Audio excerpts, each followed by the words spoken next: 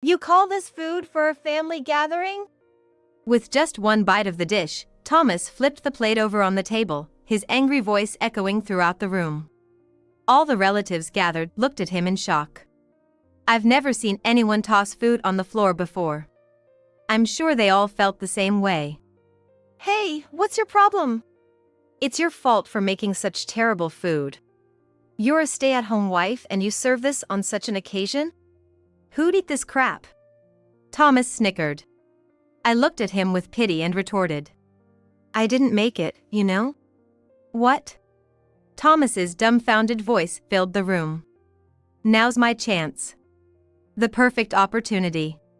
I'm not gonna miss the chance to stand up to him after all he's put me through. I took a deep breath and composed myself. My name is Sarah Mitchell, 32 years old. Up until a year ago, I was employed at a condominium management company, but I resigned upon getting married, so now I'm a full-time housewife. If it weren't for the strong insistence of my husband Thomas, I might have continued working there. But Thomas really wanted me to be a stay-at-home wife. I obliged and listened to Thomas's request, leaving the company. Honestly speaking, I wanted to work a bit more, but considering Thomas's earnings, I figured we could comfortably live without me pushing myself to work. Thomas works at a major consulting firm. Initially, we met through work, and as we were in charge of similar projects and met often, our relationship blossomed from colleagues to a romantic one, ultimately leading to marriage. Right after graduating from college, Thomas, who had been hopping through various consulting firms, was competent and articulate. While working with him, I was impressed by his work ethic and initiated a romantic approach from my side. I never thought someone like him would pay attention to me, an ordinary person in terms of looks and abilities, but I was surprised when he responded to my feelings. I was so happy that, after getting into a relationship with him, I unabashedly gushed about him to my friends. My friends seemed a bit perplexed, but from the bottom of my heart, I believed that this was the pinnacle of happiness.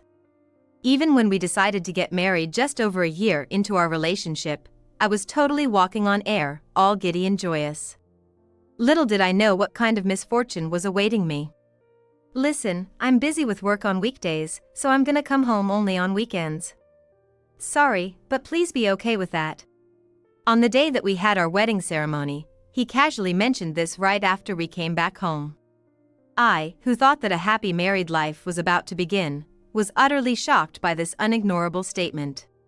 Wait, what does that mean? That means I'll come home only on weekends. It helps to maintain the feelings we had when we were dating, right? But... Do you have a problem with it? No, I don't. I was, to be honest, dumbfounded by this sudden proposition. Coming home only on weekends, isn't that what's commonly referred to as a weekend marriage? It's strange to decide such an important thing all by oneself. If he really wanted a weekend marriage, he should have told me before we got married. Why did he suddenly proclaim this on the very day we registered our marriage? Sure, seeing each other less might help maintain some of the excitement. But isn't it a natural desire to want to be with the person you love all the time? My initial enthusiasm for our new marriage was quite dampened, and I was more downhearted than I anticipated. Thomas, seeing me like that, treated me unusually kindly that day, whether it was out of pity or to improve my mood, I'm not sure. That night, we engaged in our first night as a married couple, and I was able to momentarily push the thought of our weekend marriage out of my mind. Perhaps this was a strategic win for Thomas. In hindsight, Thomas's declaration at that time was just the beginning. Indeed, what lay ahead was much more harrowing than a mere weekend marriage, something I couldn't even begin to imagine at that time. 2 months into our marriage, Thomas, true to his prior declaration, only came home on the weekends. I, as a stay-at-home wife, had a desire to serve dinner to my husband who came home tired every day, but my enthusiasm deflated all at once. There were also times when he'd come home on the weekend but would take his meals out. So, Thomas rarely tasted anything I made. For a while, I had been subtly insisting that we abandon this weekend-only marriage lifestyle, but Thomas suppressed my opinion, saying, Huh? Even though you're just a housewife, you're opposing what I say? As if he was the most important person in the house. Sure, I was a housewife, but that was because Thomas wanted it. Now I realized that Thomas had made me quit my job so he could control our home life exactly as he wished. He steered things so that I had to depend on him financially and couldn't oppose his commands. That must have been Thomas's aim all along. At night, tears of frustration would spill into my bed. Why on earth did it turn out like this? I just wanted to have a happy married life. Lamenting is too late now. I have no choice but to wait patiently until Thomas changes his mind. I felt like I was thrown into a tunnel without an exit, filled with anxiety. When our marital life entered its third month, Thomas rarely came home, even on weekends. This wasn't our agreement. Is there any meaning to being married in a situation where we hardly ever see each other as a couple? Can we talk about our life again, please? I asked this with courage once again on a Friday night. Thomas, perhaps having been out drinking with his colleagues, reeked of alcohol. At the same time, a sweet fragrance, like osmanthus, wafted through. I was taken aback. That couldn't possibly be, right? I've told you over and over. I ain't planning to change now. Even though he was drunk, Thomas, as always, pushed through his point. But this isn't what we promised. You said we would spend at least the weekends together, didn't you? What about now? You're not coming home on weekends either. I never agreed to this from the start. At that, Thomas's face turned beet red. I realized I had soured his mood at a glance. How many times do I have to say it? I ain't budging an inch. Seriously, why do you complain so much? How about you finally get where you stand? Contrary to how he was before we got married, Thomas, who showed no signs of caring for me at all, made me move beyond anger to sadness. Why did Thomas ever marry me? Unable to bear it any longer, I quickly retreated to my own room. When I heard Thomas getting in the shower, I crawled out of my room and sneaked into his. I really didn't want to do something like this, but I can't stand being vulnerable to Thomas any longer. In desperation, I searched through Thomas's room, hoping to find some sort of evidence. Several months passed, and for the most part, Thomas and I were living separately as usual. I stopped saying anything to Thomas, who hardly ever came home. There were things that bothered me more, so I thought I'd just live quietly for now. Then, one day, a call came to my cell phone. It was my mother-in-law. I hadn't seen my mother-in-law since we met for the wedding ceremony. Wondering what she could want, I picked up the phone. Hello? Oh, Sarah? It's me. Hi. Is something the matter? My mother-in-law must have been in a supermarket or something. I could hear noisy voices from the other end of the call. Christmas is coming up. You're gonna come to our place for it, right? All the relatives are gathering, and we want you to come too, Sarah. Oh, for Christmas. Yes, I'll definitely come. But I thought my mother-in-law might know something about Thomas, so I decided to throw a question at her. Have you talked to Thomas recently? Thomas? Oh yes, I've talked to him several times. I've been reaching out a lot since he finally got married, but he said that his married life is going well, isn't it? Oh really? I was puzzled by what my mother-in-law said. Is our married life going well? Is that what Thomas told his mother? Where in our weekend marriage does it look like things are going well? But then it hit me. Thomas has been deliberately lying to his mother, saying our married life is sailing smoothly. My mother-in-law is a worrisome type when it comes to her son, kind-hearted if said nicely, overprotective if said harshly. Although we've only met once, it was clear from our first meeting that she adores her son. I think everything Thomas told you is probably a lie. The truth is, I confided in my mother-in-law, expressing that Thomas had declared from the get-go in our marriage that he'd only come home on weekends, and recently, he hasn't even been showing his face properly even on those days. What are you talking about, Sarah? There's no way Thomas would do that. You, on the other hand, trying to deceive me with lies, who do you think you are? My confession brought out her anger, and she raised her voice from the other end of the phone. I, indeed, sighed heavily. This woman believes nothing but Thomas's words. She never doubts Thomas's lies. If someone speaks ill of Thomas, even if it's his wife, my mother-in-law will thoroughly scold them. That's just how she operates. I'm not lying. If it concerns you, I'll show you video recordings of what's been going on inside the house for a month. I, inflamed from being made out to be the villain despite suffering because of Thomas, conveyed this to my mother-in-law, but she retorted with, I don't need you to do something so disgraceful. You're the worst daughter-in-law. And hung up the phone without lending any credence. I had a faint idea this would happen. I don't know what my father-in-law, a man of few words, thinks of me, but my mother-in-law probably sees me merely as a convenient marriage partner for Thomas.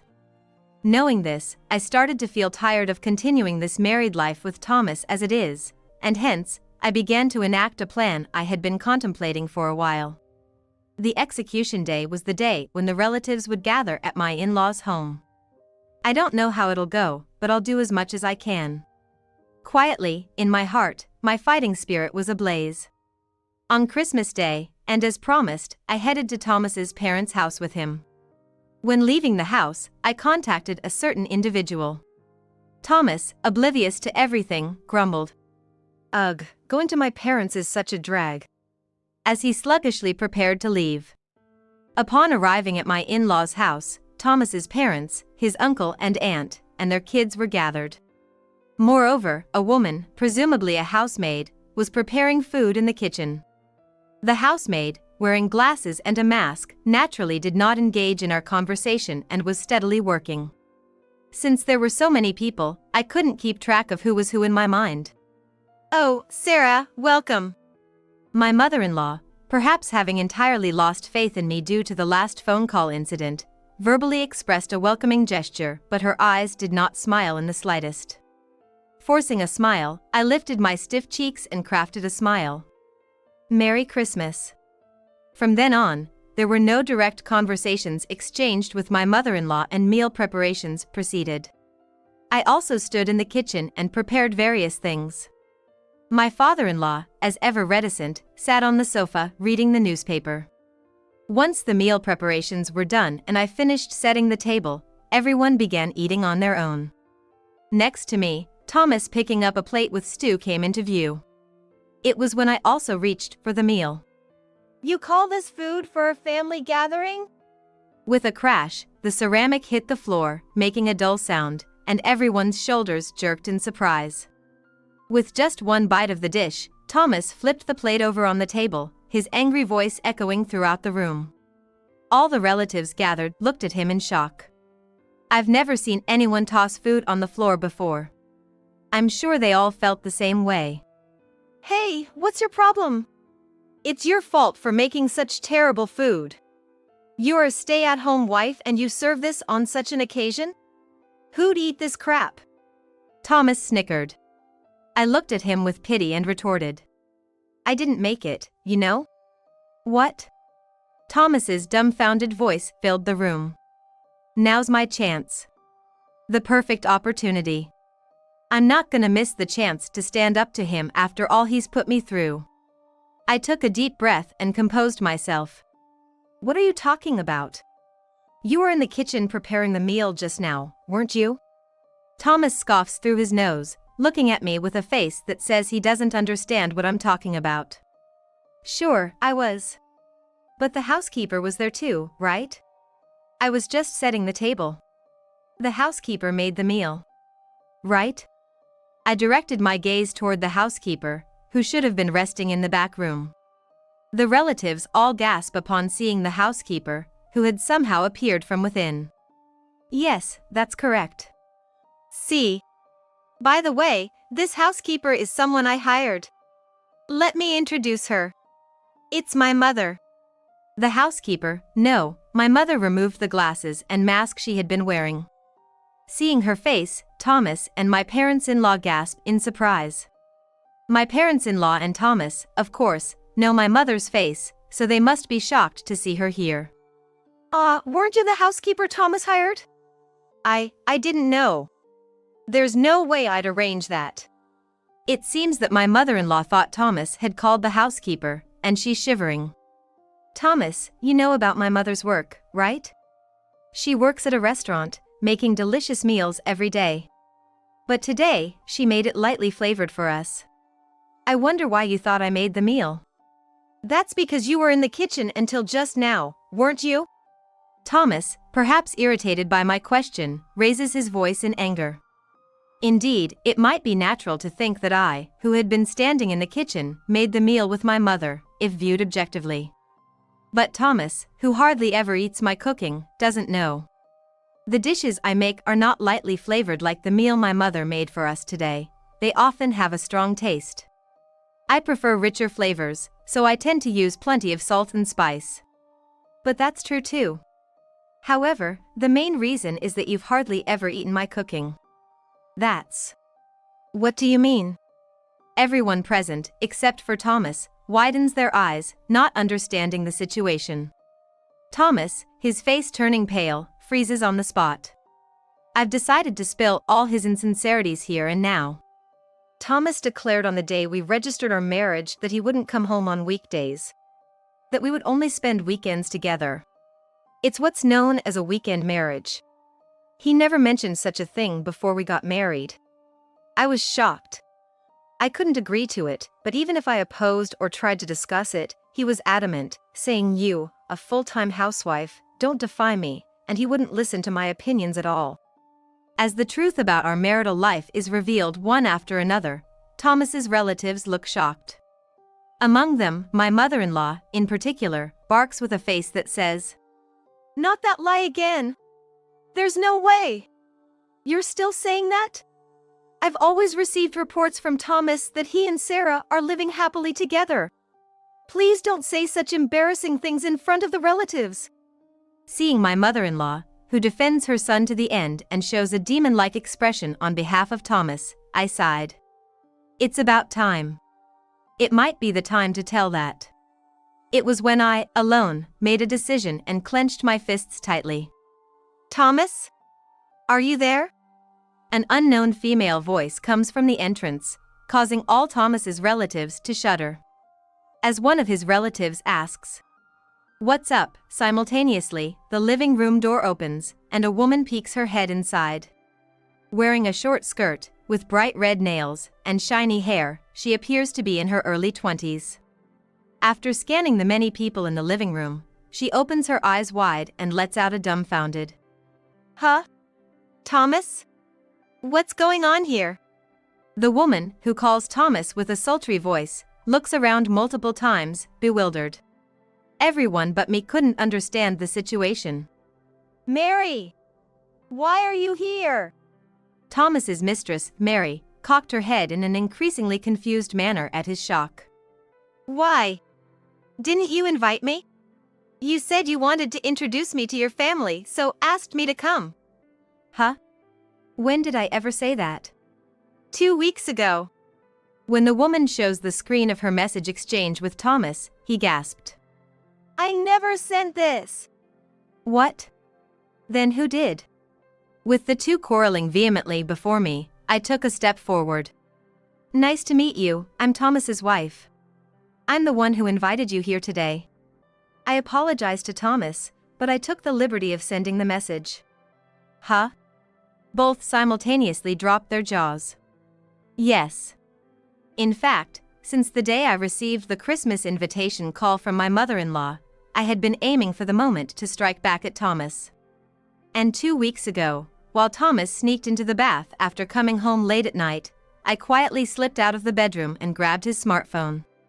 It seemed that Thomas and Mary were communicating frequently, so I quickly understood she was the mistress. I lied and called her to this place today in order to catch Thomas and Mary in the act. Thomas's relatives who heard our exchange began to murmur. My parents-in-law's faces were turning pale. I suspected something was wrong. Why did Thomas start a lifestyle where he only came home on weekends immediately after marrying me? A weekend marriage. We barely see each other even though we're married. What's the point in it? If he really loved me, I thought he wouldn't choose this life. "So, that's because I'm busy with work. I've told you many times, haven't I?"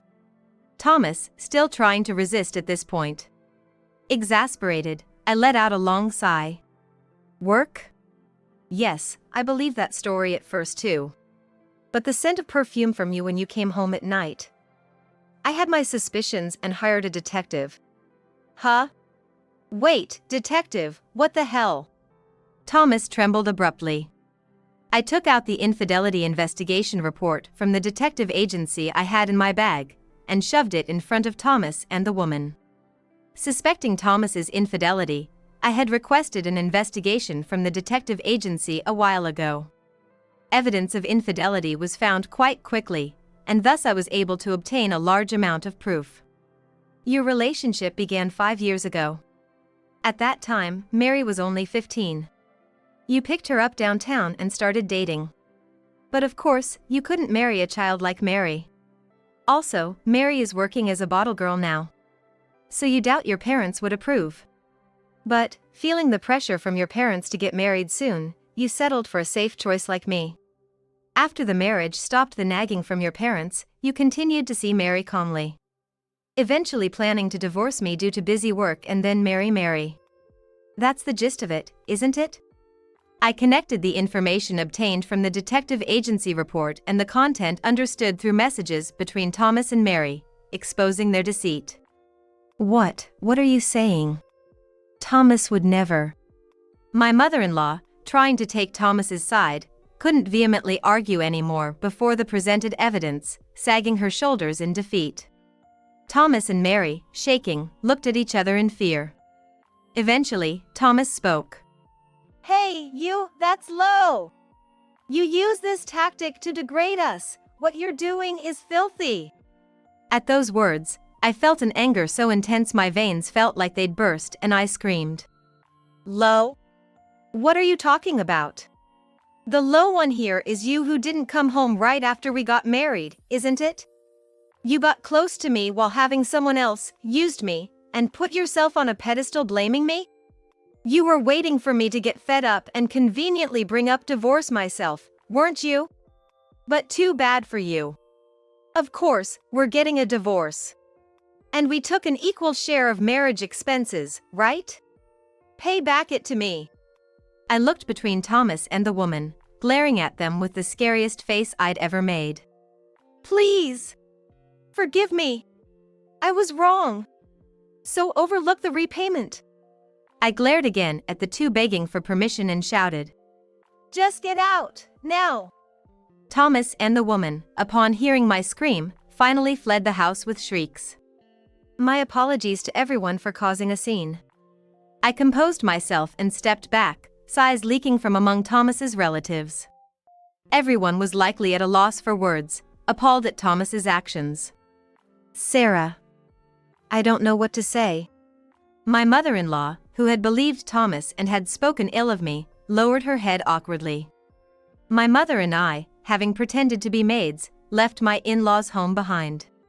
Probably, I will not visit this house in the future. Thus, my one-year marriage, troubled by Thomas, came to an end. A few days later, I filed the divorce paper. Now, I am officially back to being single. Despite gaining a divorced label, the marriage period was short and the living situation was hardly what one could call a married life, so not much really changed. Since Thomas and I had been living in a rental apartment, I was able to smoothly kick him out. After that, Thomas did pay the repayment I demanded, but having no ready money, he seemed to have asked his relatives to lend him some. Even though he should have been working for an elite company, he was broke because he had been lavishly gifting the woman with designer bags and clothes. But Thomas's relatives, having witnessed the Christmas disturbance, of course, had no intention of lending Thomas any money.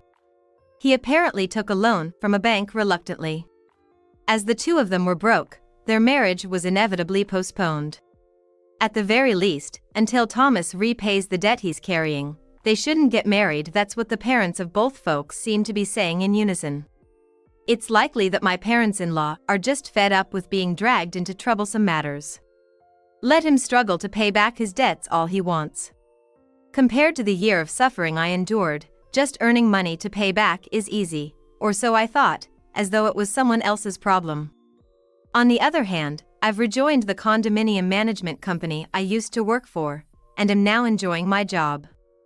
It's way better for my mental health than being cooped up at home. If I ever get married again, I silently vowed to myself that it would be with someone who's okay with both of us working.